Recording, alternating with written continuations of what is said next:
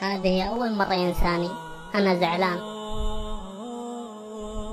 أنا ينساني باستمرار. أنا دائما أكلمه ويكلمني. أنا أحدثه دائما وهو لا يسمعني. أنا لدي مميزات، إرسال واستقبال الرسائل. أنا كلي رسائل وبشائر ووعود جميلة إن صاحبني، ومع ذلك يقاطعني. أنا تخرج مني ذبذبات ضارة على الجسم والعقل، والرغم من هذا لا يستغني عني. أنا طبيب الأرواح والنفوس والأجساد، ومع ذلك يستغني عني. أستأذنك، لقد عاد ليأخذني.